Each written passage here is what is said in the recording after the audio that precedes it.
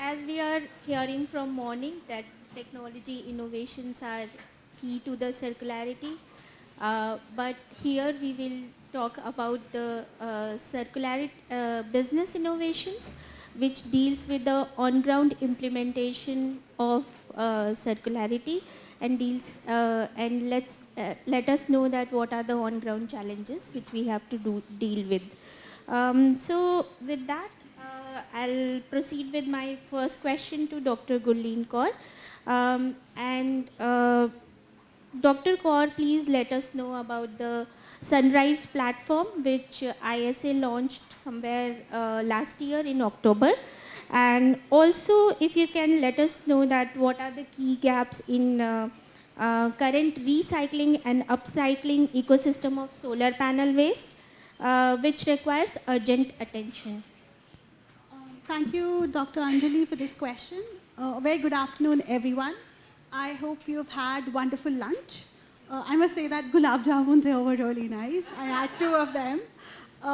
Coming back to recycling, I know this is not a very fancy topic, but then this is really the need of the hour. And acknowledging that, International Solar Alliance launched Sunrise in October 2025 last year, which is Solar Upcycling Network for recycling, innovation, and stakeholder engagement. So right now we have, so this recycling network is based on 5 pillars: database mapping, policy and regulatory aspects, community of practice, investments and financial innovations, technology, and policy innovations as well. At the center and at the heart of it is the community of practice, which we have already operationalized. And I'm happy to share that in first 3 months of the operationalization of this network, we have a buy-in from and representative members from 35 plus countries, and 132 members, with 49 being from private sector. So this is a huge, I would say, encouragement for us, because we have planned this entire initiative for next 3 years. And we've already, in first 3 months, already hit our 1-year milestone. So, because this also shows that what earlier people would not talk about recycling, but now even when we go for inter-country missions, be it Ghana, Ethiopia, people are asking us about what happens to the waste, how do you recycle batteries, so on and so forth. And we have developed knowledge products accordingly to make sure that our countries are informed of the upcoming practices, and at the same time they know how to move ahead in that direction. So Sunrise brings most of these stakeholders together at the same platform. Now, about the key gaps that we were talking about. So at Sunrise, we not only look at recycling, reuse, but we also look at repowering, regenerating, and also repurposing. These are a few things that we have added to make sure that we have a sustainable end-of-life value chain. And when I'm saying that, I'm talking about solar and batteries both. So if we're looking at some of the problems, the first is that we are recovering the mass, but we are losing the value. So when we're talking about, in case of solar, when we're talking about materials like silicon, glass, they're always downcycled and they are contaminated, which prevents their reuse again. So purity is a concern here. The issue here is not recovery, but to what extent or how pure the material is once that is recovered. Next, because we are able to even recover the materials, the economics don't work in most cases. And that is also a very important challenge that we have to address when we're talking about circularity. So there are projects across the world. So RECircularity is one EU Horizon project. It was started by NTNU Norway in collaboration with CEA France. So they recycled, let me get the numbers right. So they successfully reproduced high purity silicon from 97.79% to 98.91%. And then after doing additional recycling, they were able to increase the purity to 5N, which is 99.999%. We are able to do it at the technology level. However, the cost is not acceptable at this stage, which means we need scale and we need volume. So we need to work on the economics, we need to work on the volumes. How we can do that? The third part would be policy and regulatory frameworks, so which right now are either weak or fragmented in these cases. So there are countries with extended producer responsibilities like Japan, and even EU has these WEEE directives, but again, they are not really enforceable at all these levels. This is something that has to be additionally taken care of. Fourth, and this is something we honestly don't have an answer to right now, and this is logistics. How do you transport these wastes, these materials from the sites to different parts for recycling? And it is a major bottleneck because solar is, yes, definitely concentrated in the eastern part of India right now. And if we look at global south, it is concentrated in the higher irradiance belt. So logistics, and last but not the least would be lack of data and traceability. So before we put in any policy on ground, before we put any business model on ground, we need to know how much is the scale of data that, how much is the quantum of waste or the scale of data that we need to go ahead with. To share an example, ISA, as it's one of its pillar under Sunrise, is working on waste mapping. And according to our estimates, we have projected that by 2049, there would be 124 million metric tons of solar PV waste in the world. And if I have to explain you that in terms of volumes, that would be almost 14 Mount Everest, the height of 14 Mount Everest worth of stack and volume. So if you look at that, that is a huge amount of waste. But then we don't look at it as a challenge, but we look at it as an opportunity as well. Because resource security is built into it. We have an industry worth 15 billion USD annually after 2035, as it is projected from recycling of these scarce rare earth materials. So to tie that all down in terms of what I've said, so recovering mass but losing value, use of economics, making sure that we are able to recover the cost, policy and regulatory frameworks, logistics, and lack of data and traceability are some of the major challenges. And Sunrise, to conclude, is something that is trying to bridge all these gaps by enabling regional recycling hubs, which I will also talk about further, supporting standards and policy development, building capacity, and creating platforms for global collaboration. Yeah. So ultimately, if solar has to work, or even if battery recycling has to work, it has to be economical, it has to make sense, it has to be sustainable, and it has to be circular. Yeah. Thank you. Thank you, Dr. Kaur. But I do have a follow-up question.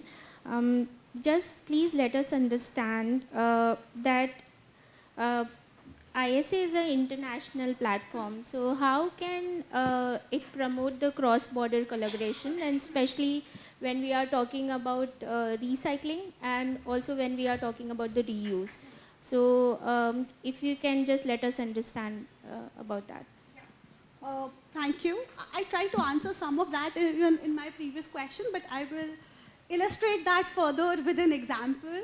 So ISA 1 is international platform, and we already have a buy-in from 19 plus countries from different regions across the globe. So what the major challenge is with e-waste is, and even solar waste, is the Basel Convention, which prevents movement of toxic waste across countries and across borders. that is where ISA, with its convening power, is pitching platforms and discussing with countries that how can we move one step ahead of that. And I talked about data mapping and numbers, so I would share some examples of that, because in Europe, under its EU framework, they are working on that. But we are proposing something very similar for, let's say, South Asia. India, Bhutan, Bangladesh, Nepal, Sri Lanka. So ISA did the study on copper, and we found out that by 2040, copper imports in South Asia region would cost more than 100 billion per year, 100 billion USD per year. Whereas if we put up a centralized regional recycling plant, the capex would be, the capex would be around 120 to 150 million USD. So we save almost 80%, or even more, not 80%. Almost, we save more than 300 times or 400 times the cost, which makes it very relevant business case when we're talking about collaboration, bringing countries together and setting up regional recycling hubs. So that's an example that we've given at an international level. We also did some competitions for India, and where we talked about waste, and we mentioned that we put different kinds of solar technologies. DRE, we put rooftop solar, and we put utility scale solar. And on the basis of how much localization is there in each of these states, we put in a case for where the regional recycling hubs within India can be as well. And then we are going to the policymakers to say that how we can take this collaboration forward, both at a center and a state level within the country, and also at an international level, which is in the Southeast Asia. That's one. Secondly, would be the standards part. So ISA, under its community of practice, has launched 2 working groups. The first one is harmonization of standards, because we think that till we have purity standards, till we have standards for circularity, it won't make appropriate even business case for industry to move into recycling, or even government to develop policies around it, because they won't know what to benchmark it against. So that is why we are trying to bring together different standards making organizations, IEC, BSO, ISO, BIS, and other international standards organizations as well, to work in this specific area on harmonization and also the development of standards as well. And the third would be connecting recovery with manufacturing. So we're talking about reusing. So once you have recovered the material, are you able to put that material back into recycling is also very, very important questions. So researchers in Germany, a group led by Professor Jan Marius Peters, has shown that he has recovered lead from the bullets that were used in the World War and recycled them back into developing perovskite solar cells. And they are very, very efficient as well. So with this, he has shown that with appropriate technological processes and appropriate engineering interventions, you can put this material back into the value chain and get the value out of it. So when we are talking about resource security with the war, and we need to be independent, energy security is one of the major pillars of energy market trilemma. When we are talking about that, if countries are able to recycle their material and repurpose back into the value chain, it would make them energy secure, and that also makes a very, very good point from their, I would say, national integrity and independence point of view as well. And lastly, ISA would help with knowledge and transfer. I can go on, but I would like to end here. Yeah, thank you, Dr. Kaur. Very insightful thoughts, and we got a lot of understanding.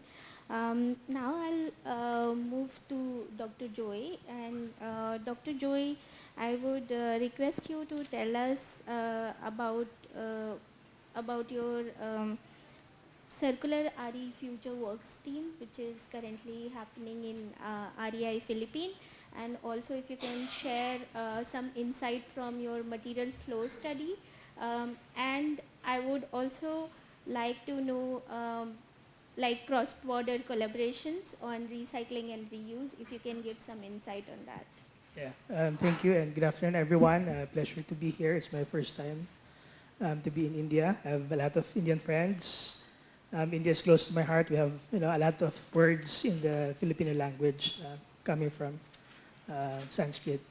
And several times when I'm traveling from Europe, the stewardess would bow and say namaste to me. Um, as mentioned earlier, we have in the Philippines the Circular RE Futures under the Responsible Energy Initiative. So it's the younger sibling of REI India, and Anna knows that well. She was part in starting REI in the Philippines. And 2 weeks ago, we launched 6 prototypes, interventions to create that system in the Philippines that would allow for socially just and ecologically safe energy transition in the Philippines. And one of the work streams is on circular RE futures. Unlike in India, where you have a lot of regulations and policies in place related to RE waste, and when you say RE, that's solar, wind, batteries. In the Philippines, it's just at the starting point. So we don't have dedicated regulations on waste RE. It's just classified under your typical solid waste or hazardous waste. So what we're trying to show the government is that we need to plan now, and unlike the plastic situation where we just scaled the solution to a problem because it's cheap and convenient, and now we're scrambling for answers, right? We have an opportunity for RECircularity because we still have time. In the circular RE futures, we have an ongoing materials flow analysis study, similar to the discussion earlier made. Our waste is not as big as the Himalayas. We showed the government that it's equivalent to around 15 to 20 of our biggest mall in the Philippines. So Filipinos love our malls. So it's around 14 Mall of Asia by 2017 at the peak of waste generation. The government is not seeing that problem now because there are no waste. So for circular RE futures, we start with the technical work on MFA, and then looking at the standards and certifications and policies that should be in place. And then afterwards, we convene different stakeholders from government, private sector, and look at the system and see where interventions can happen. And lastly, have them go through a participatory futures process for them to feel and see the problem and hopefully enact policies to support that circularity ecosystem. So we're still in the early part of that work at the MFA, and then within the year, we'll convene the stakeholders so that we're able to come up with the policies. And for the last point earlier on collaborations, I think there's a big opportunity for India and Southeast Asia collaboration. It's very difficult to find a country in Southeast Asia that could provide that waste to support a standalone solar or battery recycling. And we've been discussing it earlier. There's an opportunity for Indian players to come to the Southeast Asian market given the volume, but it's quite fragmented. So it could possibly adopt a spoke and hub model. You have certain countries focusing on recycling of, let's say, solar or batteries, and some players in Singapore are doing that already.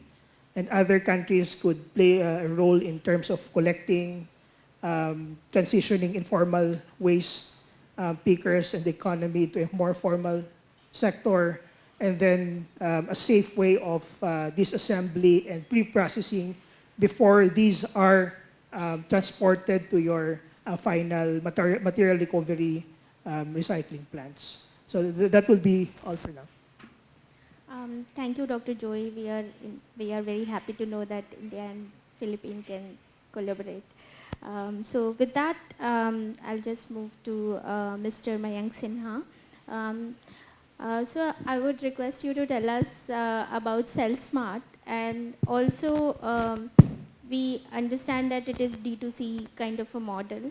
So what kind of challenges you faced while developing this model? How did you gain trust from the customers, and how did you just made it a success story? No, it's so it's nice to be here. So the theme is circularity. So perhaps I'm circular because 25 years back I started working at Terry at India Habitat Center. So so quite a while back, then I joined the dark side for a lot of policy people into the business world. Moved around, and now I'm here. So I think as someone who studied and maybe initially trained as a policy guy to actually being in the business for a long period of time, it's a very interesting place and project that one is doing. So there is a company called Atero, which is India's largest e-waste and lithium-ion battery recycler.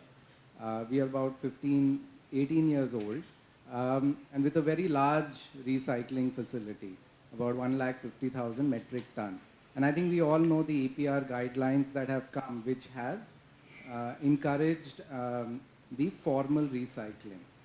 150,000 metric ton is equivalent to, I think, maybe 30 lakh ACs that you need to recycle. So that is a lot of e-waste that needs to be collected.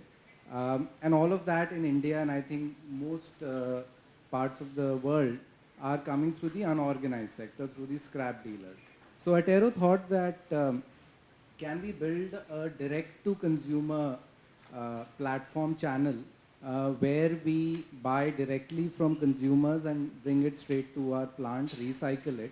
We are able to extract 22 metals from e-waste, 13 metals, critical materials from our battery recycling, and all of that at a 98% extraction rate, 99% purity level, which then goes back into the manufacturers as green metals.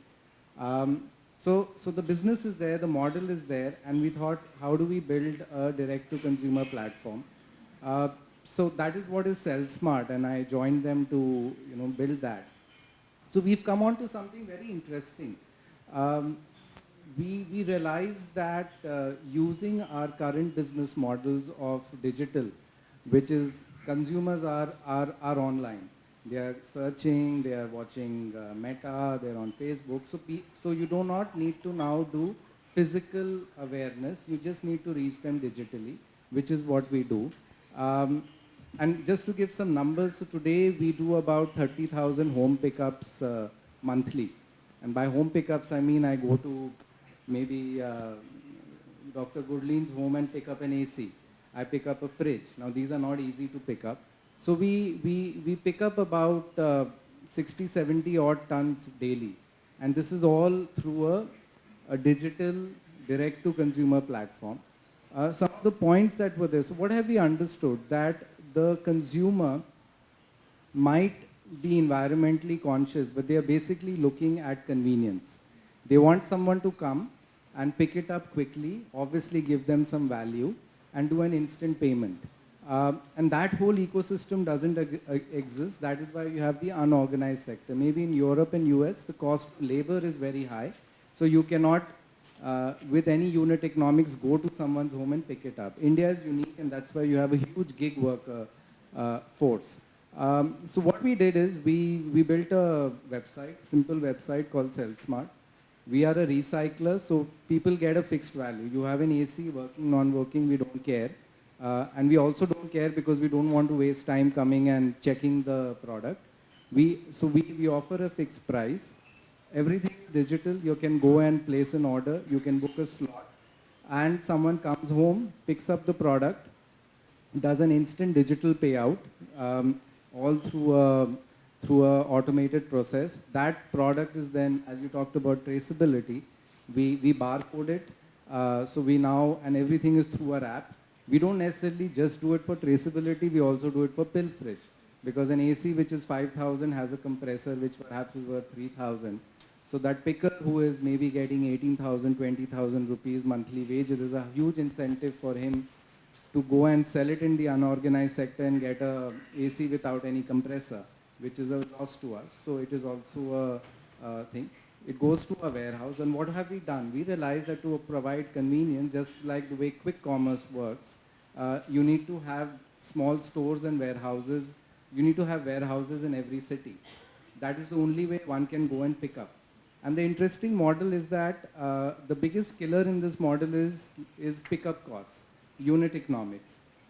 But we've realized is the more we scale, the cheaper it's becoming, because the order density increases, which means that you can now pick up 30 ACs in maybe 2 square kilometers. When we started, we used to get 30 ACs in all of Delhi.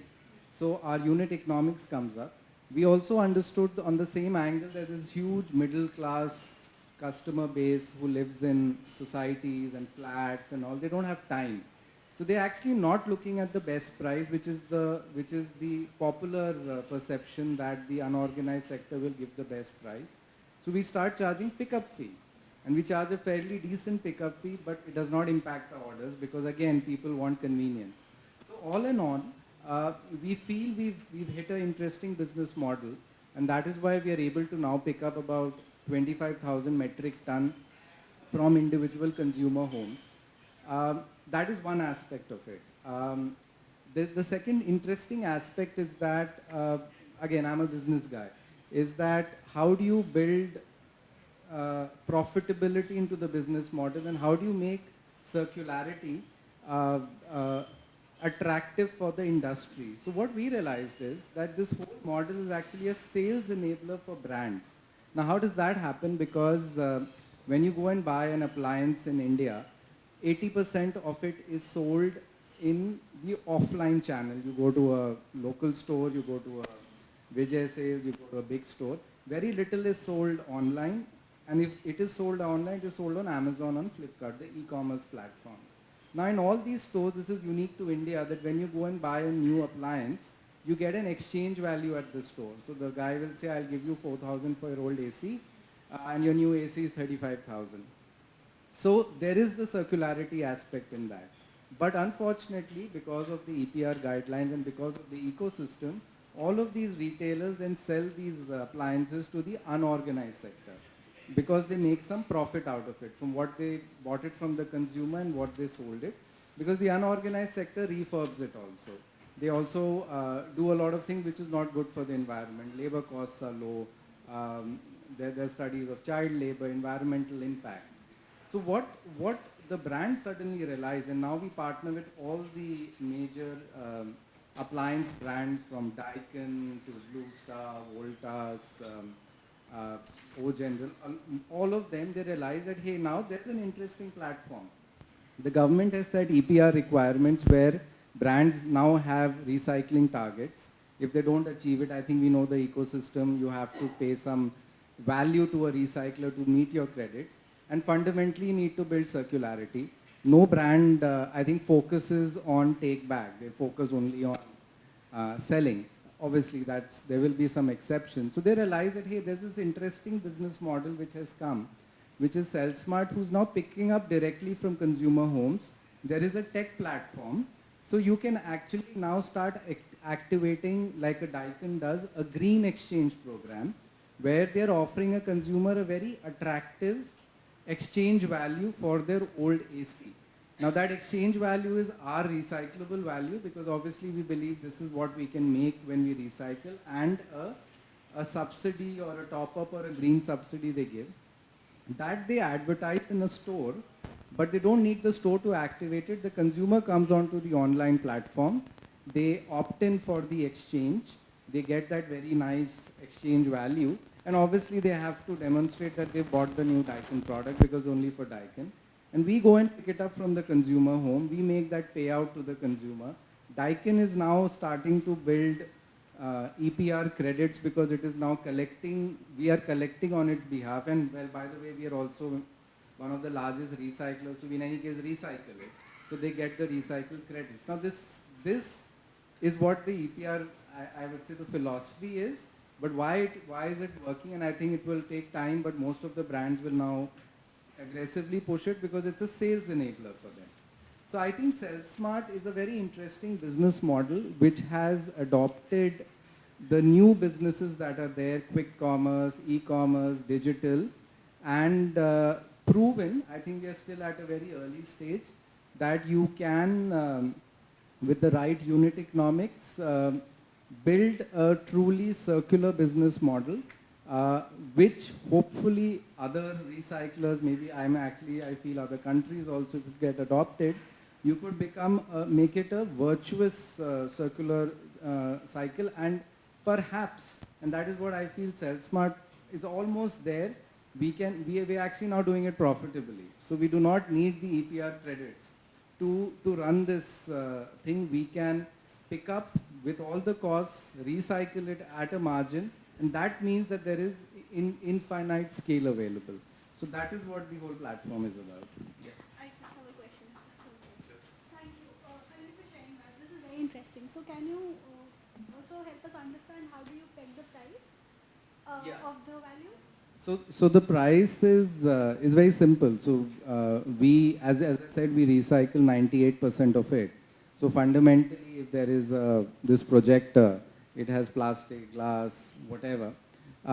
We know and the beauty is that, let's say, copper. So copper rates have, you mentioned copper has gone from 600 rupees a kilo to 1200 rupees a kilo, and that gets, it's a very dynamic market. So the kabadi wala actually knows the copper rate.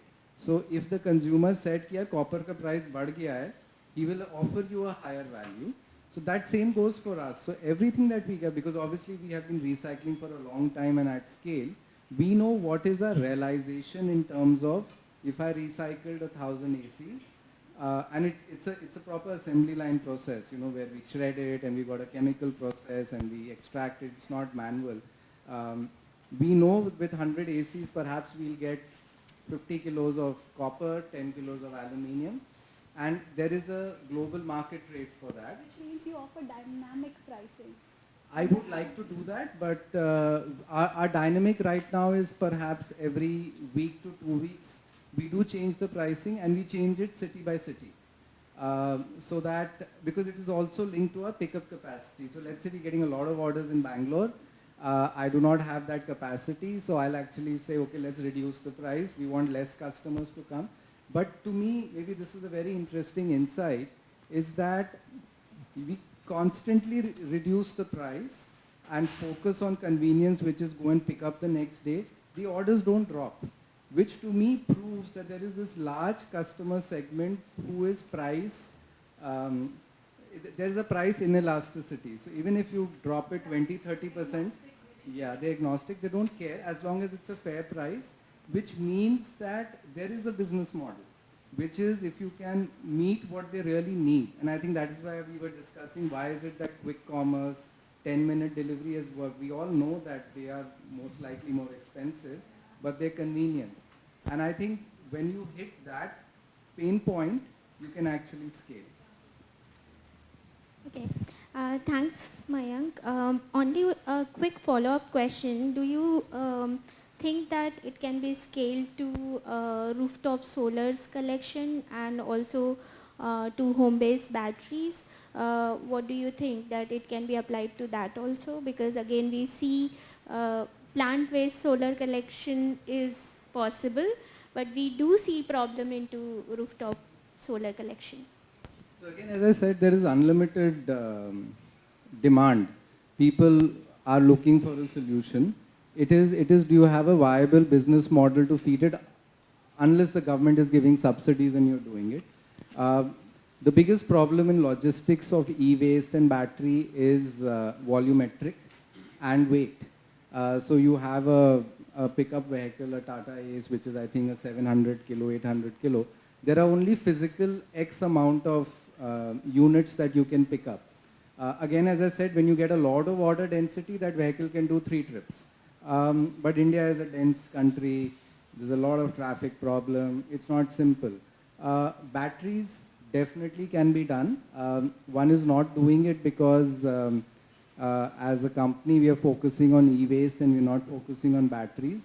Second, there is the hazardous aspect that you want to store it in the right condition. Batteries, I see no problem. But the interesting angle in India is that batteries have a value in the unorganized sector. So you just need to call someone and they'll come and they'll give you a pretty reasonable value. Battery, no problem. Solar is a challenge. I mean, as a Tero, as the leader, we also want to get into this space. But it's so large, breakage will happen of the glass. So unless there is some support by the government, there is no viability in picking it up and bringing it to a recycling facility and extracting value out of it. But I think it's the appetite. As a company, we are an e-waste and a lithium-ion battery recycler, and we do perhaps 20% of all the formal recycling that happens, but the formal recycling is only 20%. So there's huge problems to solve. We haven't got into it, but we're trying to crack it. Okay, thank you so much, Mayank. Now I'll move to Yulu bikes. So, Gowri, we would like to know that Yulu, what Yulu is doing into briefly. Maybe you can tell us what Yulu is doing into the circularity space, and also as we are aware that Yulu is just running this convenience model of battery swapping. Can we just convert that as a circularity platform, or is there any viability to think in that direction? So I'd like to actually start by saying the three people here are solutioning for the problem, whereas Yulu as a business is the problem creator. But in some ways, we have been, I think, Yulu started about 7-8 years ago, and the core of our business is electric shared mobility, which is driven by the concept of circularity. So our bikes essentially are driven by lithium-ion batteries that are swappable. So for starters, that is circular, right?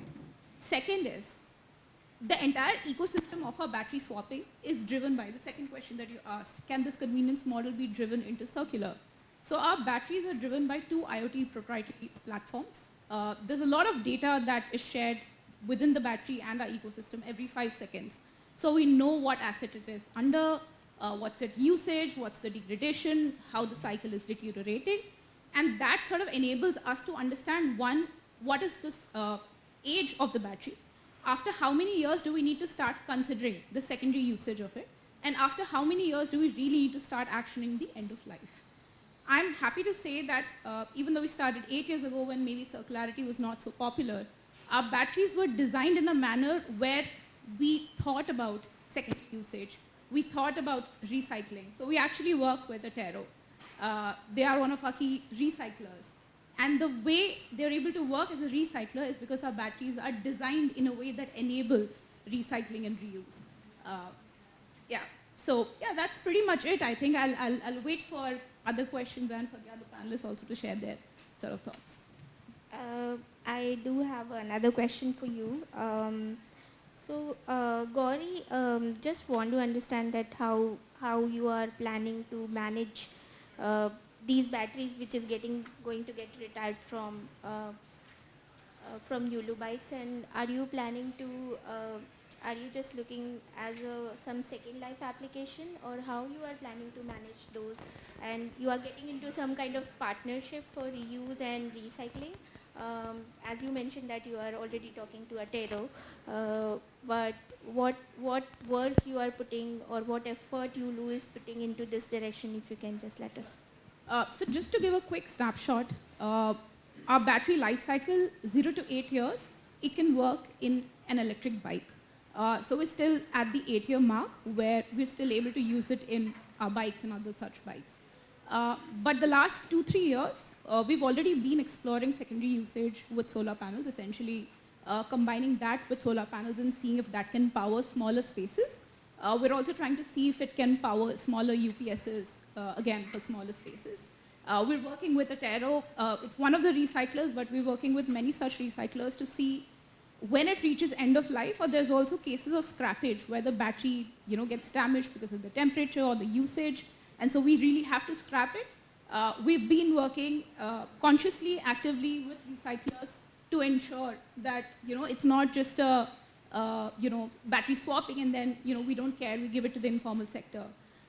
Quick input here is for us, till the last couple of years, we struggled to find recyclers. And while Etero might have been there, it was very hard for us as a business to really evaluate which recycler to trust, which recycler is really going to handle it sustainably, or which recycler is giving the right value.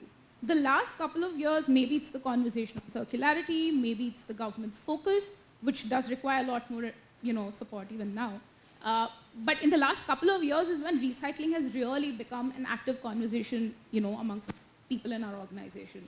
So I think we're somewhere there in terms of thinking about secondary usage and end of life. But as a business, I would really, really like, if I have the opportunity as a consumer, to really assess which recycler do I want to give this battery to, who's going to then make some use of it, resell, refurbish, etc. Yeah. Okay, thank you so much. I think we had a very nice discussion. Now I have a common question to all the panelists, that if you have to talk about one intervention in next 5 years, either it is policy reform or it is a business model change or a technology innovation, what it would be and why? So if you can just answer this. Can I go first? So I think if I had to really look at the recycling ecosystem, and not just for, say, renewable energy, not just for electronic waste, but for any waste, right? One, what's my incentive to want to recycle or refurbish my waste? What's my incentive? Why should I do that? Why should I not just give it to the informal sector, who might end up, not sustainably recycling, but I might end up getting a better value, right? The second is that as a recycler, what's my incentive of getting into the business of recycling? Like, how do I make sense of the profits once I get into the business of recycling, right? The conscious or the sustainable or the ethical conversation around, recycling is great, but at the end of the day, businesses are making this call about this in a money manner. So unless there is money, both for businesses wanting to recycle and for the recyclers to say, okay, sure, I now have infrastructure, I have capacity, I have logistics in place, and now I'm all set to take as much demand as there is. Unless that, sort of starts happening in India, it's going to continue to, be like a panel discussion. I'm really sorry, yeah. Yes, thank you. I would go back to my previous point. For me, I think harmonization of standards and also development of some. We do have standards, but they vary according to countries, according to region.